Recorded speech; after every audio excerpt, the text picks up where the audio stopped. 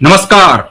आप देख रहे हैं क्यूआई और मैं हूं प्रवीण झा। इस वक्त की बहुत ही बड़ी खबर आ रही है बिहार से, और वो खबर ये है कि जिस चीज का इंतजार खास करके भारतीय जनता पार्टी को पिछले 46 वर्षों से थी, वो आज पूरा हो गया है।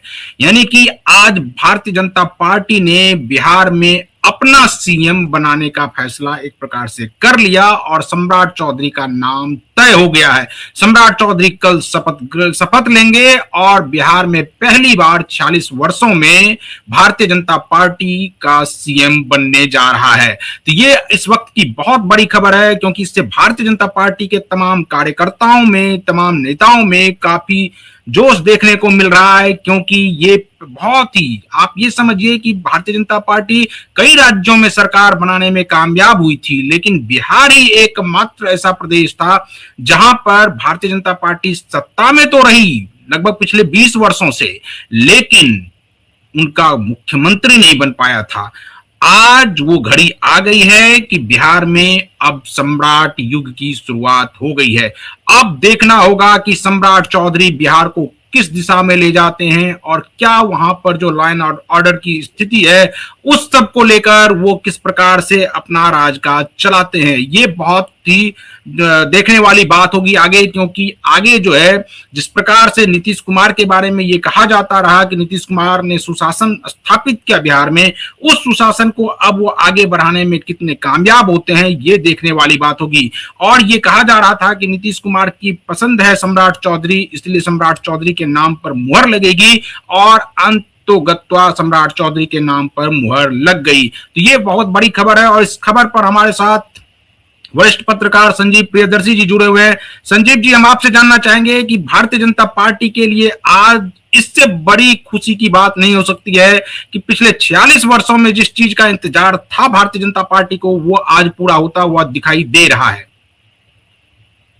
नमस्कार आपको और आपके दर्शकों को। बिल्कुल बीजेपी के लिए एक बड़ी पॉजिटिव बात यह है कि बंगाल चुनाव से पहले, और मैं ये बार बार बोलता भी था अपने प्रोग्राम में, कि जो बंगाल का चुनाव है उसके पहले चरण से, यानी चुनाव के पहले चरण से पहले ही यहां जो है बीजेपी का मुख्यमंत्री होगा, और ये बात सही निकली हमारी। दूसरी बात है कि बार बार हम लोग कहते थे कि 90% संभावना सम्राट चौधरी के नाम की है, और वो बात बिल्कुल सही निकली। 10% जो थी संभावना स्वाभाविक है, होता है। और ये बात फिर से मैं अपने दर्शकों को याद दिला दूं कि ये केवल बीजेपी का फैसला नहीं है, बल्कि इससे पहले सम्राट चौधरी को सीएम बनाने की बात खुद मुख्यमंत्री नीतीश कुमार ने, जो बैक द चैनल बात होती है, वहां पे रख दी थी कि अगर मैं हटूंगा तो सम्राट ही सीएम होंगे। और कैबिनेट बैठक में भी उन्होंने ये कहा कि सम्राट जो है आगे काम करते रहेंगे, देखते रहेंगे।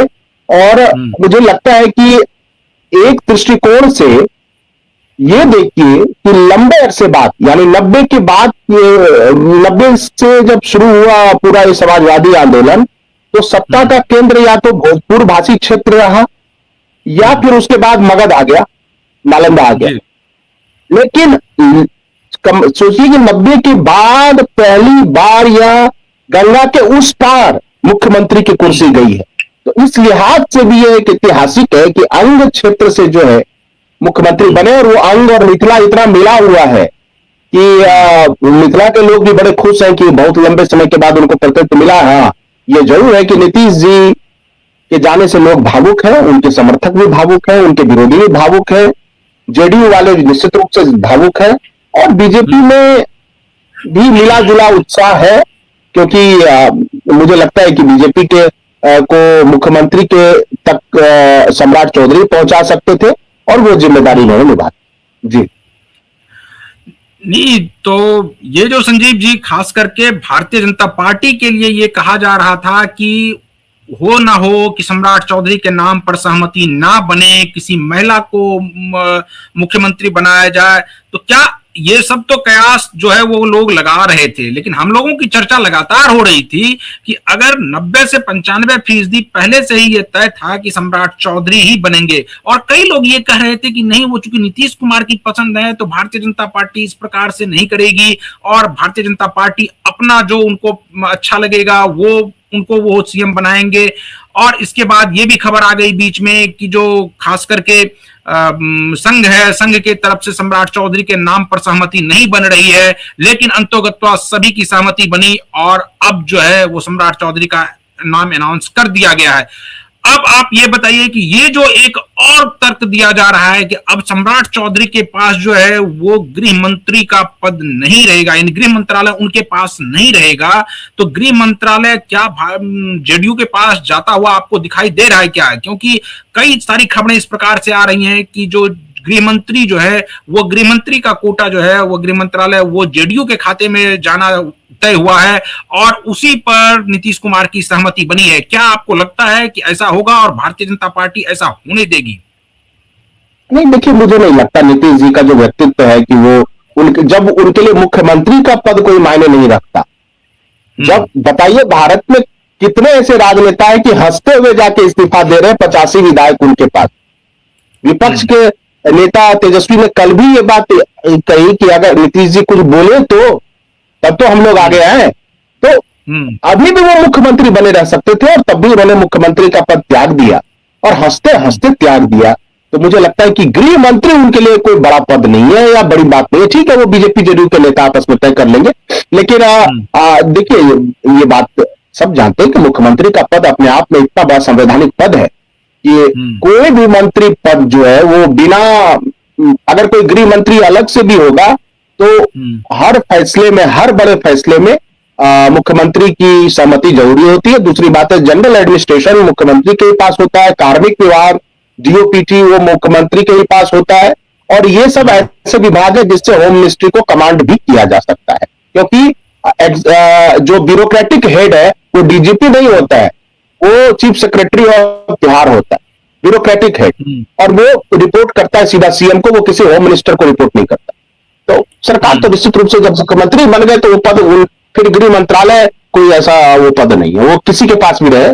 और मुझे लगता है, आप ये सोचिए या हमारे दर्शक भी ये सोचे कि निशांत सीएम, डिप्टी सीएम भी बनने के लिए तैयार नहीं, जो हम बार बार कह रहे थे कि निशांत डिप्टी सीएम बनने के लिए भी तैयार नहीं, तो जब डिप्टी सीएम तक बनने के लिए तैयार नहीं है तो फिर ये कोई बड़ी बात नहीं है कि कौन गृह मंत्री बनेगा, कौन कुछ बनेगा। मुझे लगता है पिता पुत्र दोनों त्यागी स्वभाव के हैं और वो अलग तरीके से सोचते हैं। बिहार के जो परंपरागत राजनेता हैं उससे लीक से हट के सोचते हैं नीतीश भी, और मुझे लगता है निशांत भी, प्रवीण जी। कोई भी व्यक्ति उप मुख्यमंत्री बनने के लिए उन पर बहुत दबाव है, लेकिन वो स्वीकार नहीं कर रहे हैं। वो कह रहे हैं कि मैं डायरेक्ट इलेक्शन में जीत के आऊंगा, उसके बाद देखा जाए। तो निश्चित रूप से आज के युग में पद की लालसा ना होना, पद का लालच ना होना, सत्ता का घमंड ना होना, ये एक बहुत बड़ी मेरिट है। और ये क्रेडिट जो है निश्चित रूप से नीतीश जी को जाना चाहिए। ना केवल एक बहुत ही शानदार मुख्यमंत्री है, बल्कि एक बहुत ही जिम्मेदार पिता भी है, और उन्होंने अपने पुत्र को सत्ता में रहते हुए सत्ता से के मुंह से दूर रखा। ये बहुत बड़ी उपलब्धि है उनकी। जी नहीं, तो फिर जो ये लगातार ये खबरें आ रही हैं संजीव जी की जो निशांत कुमार हैं वो नाराज हो गए हैं, वो नाराज मतलब इस रूप में हो गए हैं कि वो कोई पद नहीं चाहते। नाराजगी का मतलब ये नहीं है कि वो कुछ बनना चाहते हैं इसलिए नाराज है। उनकी नाराजगी के का जो ये है कि वो कोई भी पद लेना नहीं चाहते हैं, वो अपनी यात्रा निकालना चाहते हैं बिहार में। इसके बाद जैसे ही ये सरकार का गठन होगा उसके बाद वो यात्रा पर निकलेंगे, और यात्रा पर निकलने के बाद उन्होंने ये कहा है, जो खबरें आ रही हैं जिस प्रकार से, कि उसके बाद वो किसी सदन का सदस्य बनेंगे, वो चुनकर आएंगे। उसके बाद अगर उनको कुछ भी मंत्रालय में, किसी मंत्रालय में शामिल होना होगा या डिप्टी चीफ मिनिस्टर बनना होगा तो वो उसके बाद बनेंगे। यानी कि वो ये चाह रहे हैं कि उनके ऊपर ये धब्बा ना लगे कि वो नीतीश कुमार के बेटे हैं, इसीलिए उनको बना दिया गया है। तो क्या इसमें आपको लगता है कि ये मूव जो है वो निशांत का ये बहुत ही कैलकुलेटेड मूव है और इससे निशांत कुमार की छवि और बेहतर होगी? निश्चित रूप से निशांत जी की छवि बहुत अच्छी है, नीतीश जी की भी छवि बहुत अच्छी है। और मुझे लगता है कि आप ये देखिए कि उन्हें कोई हड़बड़ाहट नहीं है पद लेने, उसमें आप कोई ऐसा नैरेटिव नहीं बनाया जा सकता कि वो परिवारवाद के वो प्रतीक है या उनको सत्ता की कोई लालच है। उनको कोई हड़बड़ी नहीं है, उनके पास प्लेंटी ऑफ टाइम है, ample amount of time to prove himself as a leader, as a representative of mass, जनता का वो लीडर बन के उभरना चाहते हैं, और उनको लगता है कि वो पब्लिक की आवाज रखे, और निश्चित रूप से वो चुनाव जीतकर जब आएंगे तब बनेंगे। इस बीच उस संगठन को भी देखेंगे, आम जनता से भी मुलाकात करेंगे। पार्टी वो समझिए जैसे शुरुआत में नीतीश जी थे ना, कि वो हर सप्ताह कार्यकर्ताओं की बैठक लेते थे, और सबके नाम से जानते थे कि वो इस जिला में ये कार्यकर्ता है, ये कार्यकर्ता है, और उससे बात करते थे। तो मुझे लगता है उस रूप में भी नीतीश जी के ही पद चिन्हों पर निशान चल रहे, लेकिन उन्हें कोई हड़बड़ी नहीं है इस पद की, ये सबसे बड़ी बात है। और ये उन राजनेताओं के पुत्र और पुत्रियों को भी उनसे सीख लेना चाहिए निशांत से, कि निशांत को कोई हड़बड़ाहट नहीं है। अब कोई कह सकता है कि वो अलग मिजाज के हैं या वो पॉलिटिक्स के लिए नहीं बने हैं, तो मुझे लगता है कि वो समय साबित कर देगा कि वो पॉलिटिक्स के लिए बने हैं, और उनका मूव बताता है कि वो जन भावनाओं को समझते हैं। वो उनका एक एक डिसीजन आप देखिए, कि जिस तरह से पहले लाइमलाइट में वो कभी नहीं रहते थे, जब सक्रिय राजनीति में उन्होंने प्रवेश किया तो सबसे मुलाकात कर रहे हैं, विधायकों से, जोन वाइज, कमिश्नरी वाइज अपने वर्करों से मिल रहे हैं, और उनको सत्ता में भी जाने की इतनी बड़ी हड़बड़ाहट नहीं है। और देखिए, ये भी देखिए कि विजेंद्र यादव जी और विजय कुमार चौधरी जी, मुझे लगता है विजेंद्र यादव जी सबसे सीनियर लीडर हैं वशिष्ठ बाबू के बाद। तो उस लिहाज से आप देखिए कि उनके भी घर गए, उनसे भी मुलाकात की, उन्हें कोई हड़बड़ाहट नहीं है, और उनको पता है कि लॉन्ग टर्म में गेम उनके हाथ में है। जी। कुछ पोस्ट भी संजीव जी हमारे पास है जो सोशल मीडिया के जरिए नेताओं ने की है, खास करके मुख्यमंत्री नीतीश कुमार का एक पोस्ट आया है। उस पोस्ट के बारे में आपकी क्या प्रतिक्रिया है? क्योंकि एक तो उन्होंने कहा कि जो भी आगे चला रहे हैं उनको हमारी पूरी साधुवाद है और वो उनको पूरा समर्थन रहेगा। क्या आपको लगता है कि आने वाले समय में अगर नीतीश कुमार को लगता है कि अगर उनसे कोई राय मशविरा नहीं ली जाती है तो उसके बाद कोई नाराजगी देखने को मिल सकती है क्या? नहीं, ऐसा कुछ नहीं है। ये एक ऑबिचुअरी है, वो लिख के जा रहे हैं, और अब मुझे नहीं लगता है कि वो मुख्यमंत्री पद ग्रहण करेंगे।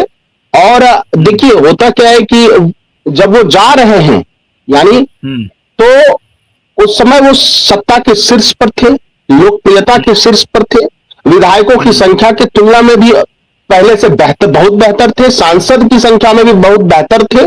तो वो ऐसे समय में मुख्यमंत्री पद को उन्होंने छोड़ा है जब वो अपना शानदार परफॉर्मेंस कर रहे हैं।